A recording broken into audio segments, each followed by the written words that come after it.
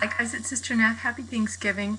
I just wanted to just say hi and to let you know that the one thing I wanted to warn you about with your final paper this week is that a lot of students don't keep in mind their audience when they're writing their articles.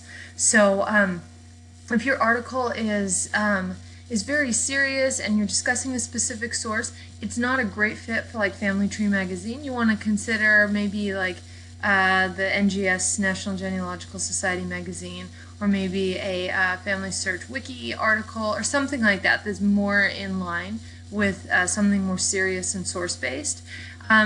If you're writing an article, maybe you're thinking about something for like NGSQ, something very serious like that. Make sure that the words you use are very formal and that you're not using contractions and that you're not being casual. So just keep in mind the audience and the type of article you would typically see in the publication that you're talking about.